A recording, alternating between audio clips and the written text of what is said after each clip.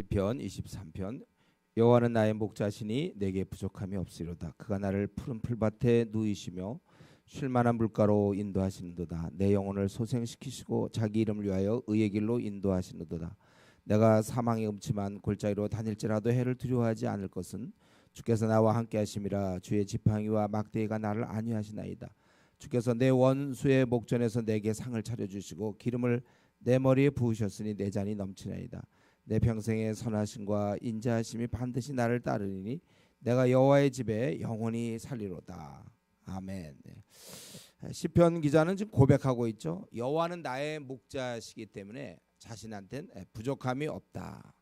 왜 그런 고백이 가능합니까? 2절에 보니까 그가 나를 푸른 풀밭에 누이시고 쉴 만한 물가로, 잔잔히 흐르는 물가로 인도하시기 때문에 그렇다. 여기서 보면 눕다는 것은 풀밭에 누이시며, 그것은 아주 편안한 것을 얘기해. 편안하다.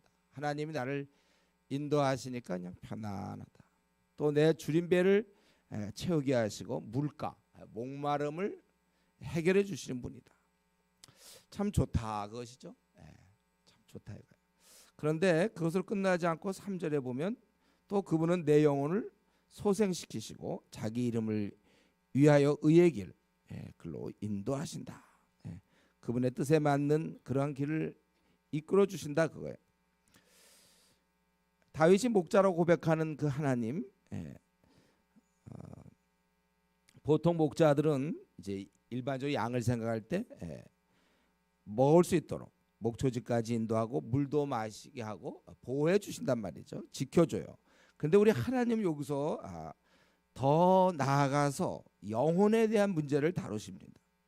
우리는 몸만 있는 게 아니라 영혼이 있는 존재예요. 먹고 사는 문제뿐만 아니라 내 영혼의 어떤 문제가 회복되어야만, 그래야 우리는 참된 만족을 누리는 사람들입니다. 사실 먹고 사는 문제 중요하죠. 그렇지만 내 영혼의 문제가 해결되지 아니하면, 그러면 그 자체가 굉장히 허무하는 거예요. 사는 것이 참 힘이 없어지는 거예요. 무기력한 것입니다. 돈을 많이 벌 수 있고 또 뭐 좋은 집을 얻을 수 있어도 내 영혼에 만족이 없을 때, 평안이 없을 때, 우리는 별로 이렇게 마음에 상심이 있거나 이럴 때 별로 살고 싶지 않아요.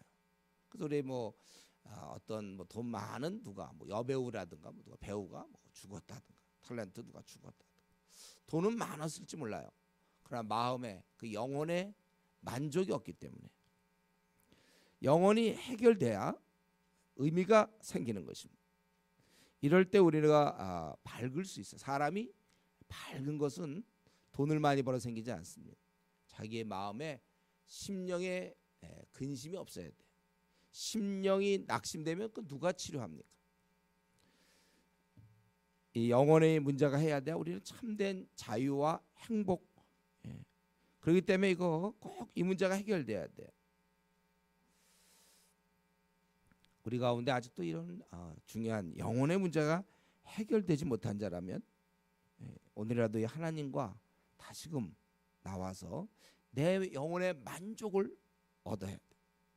그게 진정한, 그게 행복이에요. 그거 없으면 아무리 해봐야 소용이 없어요. 그래서 그분이 왜 나의 목자냐면, 내가 왜 부족하지 않냐면, 먹고 사는 문제뿐만 아니라 3절에 이 내 영혼을 소생시키는 거, 이게 빠지면 그분의, 그건 일반적인 것이죠. 그리고 여기에 덧붙여서 자기 이름을 위하여, 놀랍게도 내가 그분과 연결되어 있다는 거예요. 부모와 자식 관계처럼 내가 잘하면 하나님께 영광을 돌릴 수 있어요. 나는 우리 이 땅을 살면서 우리가 하나님의 대사인 겁니다. 대사. 그래서 우리가 회사나 학교에서 나의 말과 행동이 그 아버지 하나님을 좀 닮아 있어야 돼. 명예를 드높이는 삶을 살아야 됩니다. 그래서 좀 치사하게 살면 안 돼. 또 거짓말이나 자꾸 하고 둘러대는 거, 그런 값없는 그런 모습 보여주면 안 돼. 돈 관계가 분명하지 못하거나 아주 구두쇠거나 말을 뒤집거나 무기력해, 그렇게 삶을 우리가 안 되는 것입니다. 이런 면에서 우리 회사나 또 학교 혹은 가정에서 자기를 사람들이 어떻게 평하고 있습니까? 어떤 평가를 우리가 듣고 있어요? 과연 교회에서는 어떤 평가를 듣고 있을까요? 우리가 이런 면에서 좀 좋은 사람들이 돼야 되겠습니다. 이제 그런 그분께서는 이제 이런 목자는 나로 하여금 어려움을 이기게 하신다. 4절에 보면 참 우리를 먹이시고 참 쉬게 하셨죠. 더나 이제 내 영혼을 회복시키시고 인도하시는 그런 분이 이제 또 그런 분이기 때문에 내가 어떤 어려움이 닥친다 하더라도 자기는 이겨나갈 수 있어요. 내가 사망의 음침한 골짜기로 다닐지라도 해를 두려워하지 않을 것은 주께서 나와 함께 하심이라 주의 지팡이와 막대가 나를 안위하시나이다. 주님이 나와 함께 하기 때문에 자기는 두려워하지 않는다고 그랬습니다. 그럼 우리가 그리스도인이 되면 이제 처음 믿을 때 아마 그럴 거고 또 교회를 다녀도 이제 성경을 안 보면 그럴 수 있는데 크리스찬이 되면 애당초 이런 사망의 음침한 골짜기가 없을 거라고 생각하는 사람들이 있어요. 이것 때문에 이제 고난 받으면 하나님 계시는가 뭐 이렇게 되는 거죠. 왜 하필 나에게? 이게 이제 아주 전형적인 것인데 여기도 얘기했죠. 그분이 나의 목자이기 때문에 부족함은 없는데도 불구하고 사망의 음침한 골짜기로 다닐 수 있다. 그래서 애당초 이러한 사망의 음침한 골짜기가 없는 것처럼 신앙을 갖는 것은 미신입니다. 우리가 보통 기복신앙, 그건 불교 신자도 할 수 있고 모든 종교는 다 그렇게 그걸 믿으면 이렇게 자기를 보호해주고 뭐 이런 게 애당초 없다고 생각하면 그런 게 문제예요. 우리 그리스도인이 되든 그리스도인이 되지 않든 가는 길은 거의 비슷합니다. 다만 우리는 목자가 계신 거예요. 그들은 그냥 사망의 음침한 골짜기를 통과하고 우리는 목자와 함께 통과한다는 거예요. 그렇기 때문에 우리는 어느 길을 가든지 우리는 염려하지 않는 거예요. 안전해. 꺼리낌이 없습니다. 망하는 법 없죠. 그래서 여러분 우리는 앞으로 남은 생 동안 이제 뭐 우리 가운데 지금 보면 한 50년 이상 살 사람도 있는 것 같은데 얼마 기간 동안 우리는 어려움이 생깁니다. 많은 제가 이미 그 예언했어요. 예언자로서 예언했다고 그랬죠. 앞날에 어려움이 예상된다. 그런데 문제가 우리가 없어요. 비록 어려움은 있을 것이지만 그분이 나와 함께하기 때문에 문제가 없는 것입니다. 앞으로 우리가 알 게 뭡니까? 우리가 교통사고를 당할지 또 불치병에 걸릴지 사업에 부도가 있을지 또 배우자가 어떻게 먼저 또 갈 수도 있고 또 자녀의 문제가 있고 직장에서 또 퇴출을 될지도 몰라요. 또 우리는 어떤 재난이 우리한테 닥칠 수도 있어요. 그건 모르겠어요. 예측할 수 없는 일들이 우리 앞에 기다리고 있는 거 그건 모르겠어요. 있을 거야 아마 우리에게도. 단 우리는 두려워하거나 걱정하지 않습니다. 왜냐하면 그분이 계시니까. 나를 사랑하시고 나를 가장 아껴주시는 그분이 나와 동행하고 있기 때문에 뭐가 문제인가. 그래서 우리는 이 앞날에 대해서 우리는 담대합니다. 두려워하지 않아요. 아무것도 없어도 우리는 두려워하지 않습니다. 우리가 두려움이 있다면 딱 한 가지겠죠. 기도 생활이 아직도 안정되지 않는 거. 들쑥날쑥 기도 생활하고 어느 날은 기도하고 어느 날은 못하고 꾸준하지 못한 거. 이거는 우리가 두려워해야 돼요. 그건 나에게 힘이 없으니까 그러면. 그러나 내가 이 땅에서 기도하는 나는 하나님과 동행하는 나는 이 땅에 애당초 두려움은 없다. 환난이 있겠지만 두려움은 없다는 거예요. 그리고 이제 그분이 정말 나의 목자로서 이렇게 함께 하시는 분이시지만 그러나 이제 궁극적으로 5절에 나오죠. 이런 어려움을 극복해 하는 걸로 끝나. 밤낮 어려움을 해결만 한다. 그게 아니라 나를 궁극적으로 높여주시는 분이다. 5절에 보면. 주께서 내 원수의 목전에서 내게 상을 차려주신다. 이건 잔치 베푼다는 거예요. 원래 음식을 함께 먹는다는 것은 친밀한 관계죠. 그리고 기름을 내 머리에 부으시고 이건 존귀한 그러한 사람에게 행해지던 예식이 누가 보면 7장에 봐도 기름을 머리에 부고 또 내 잔이 축복이 넘치는 나이다. 근데 그분이 어려움만 이기게 하실 뿐만 아니라 나를 아주 귀하게 대접해 주신다는 거예요. 낮은 자리에 있던 나를 빛나게 해주신다는 거예요. 수치를 영광으로 바꿔주시는 것입니다. 우리 쫓기던 다윗, 죄인으로 몰려서 광야를 유리하던 시절이 있죠. 언제 죽을지 모르고, 그래서 이방 국가에 몸을 의탁하기도 하고, 어떤 때는 침을 흘리면서 미친 척 살기 위해서 미친 척하고, 언제 사울의 군대가 몰아닥칠지 모르기 때문에 늘 숨어 다니며, 사람이 쫓긴다는 거 얼마나 힘듭니까? 우리 가끔 신문에 보면 뭐 도망 다니던 사람 몇 년째 도망 다니다가 딱 잡혔을 때 차라리 뭐 후련하다 이런, 그럼 우리가 경험 안 해봤기 때문에 간접 경험이 필요한 거예요. 아, 후련하구나. 이렇게 쫓겨다니는 거 그 힘든 거, 언제 죽을지 모르니까 차라리 한 칼에 죽든지 계속 쫓겨다니는 거, 숨어 다니는 거, 정처 없고, 그 생은 정말 초라할 수밖에 없어요. 그러나 하나님께서 그를 높여주셔 이스라엘의 왕으로 삼아주신다는 거예요. 여기서 보면 원수들 앞에서 나를 싫어하던 사람들이 있잖아요. 나의 가치를 아주 인정하지 아니하고 나를 무시하고 나를 비방하는 그러한 자들, 그들 앞에서 하나님이 내 편이 되어주신다는 거예요. 내 손을 들어주신다는 거예요. 나를 존귀하게 높여 지켜 세워주신 것입니다. 여러분, 우리가 내 생이 참 의미 있고 높아지는 것은 내 힘이 아니에요. 주위 사람이 날 도와줘서 되지 않습니다. 그분이 높여주시거나 그분이 나를 낮추시거나. 그럼 그래서 우리가 지금 현재 내 입장을 보면 내가 참 초라하게 느껴지는 사람이 있습니까? 참 다른 사람이 있는데 나는 왜 이럴까? 우리가 더욱 하나님께 나가야 돼요. 하나님께서 우리를 높여주시기 때문에 그런 것입니다. 그래서 우리 현재 우리의 이러한 초라함 때문에 낙심하지 말고, 다른 사람과 비교하여 나는 왜 이렇게 사는가, 그거 생각하지 말고 내가 꾸준히 기도하면서 높이신 하나님 바라보고 의지하는 것입니다. 그래서 하나님이 이렇기 때문에 6절 결론적으로 이에 따른 다윗의 반응이죠. 나는 평생에 여호와의 집에 영원히 살리로다. 이렇게 선한 목자가 나를 먹이시고 내 영혼을 회복시키시는데 내가 왜 그런 목자를 떠나겠습니까? 바본가요 내가? 왜 이런 분을 내가 떠나요? 함께 영원히 거하겠다는 것은 우리가 볼 때 참으로 하나님의 선하심과 인자하심을 맛본 자라면 어떻게 하든지 그분과 함께 있을 마음이 있기 때문에 그것은 당연한 반응이다, 그렇게 볼 수 있어요.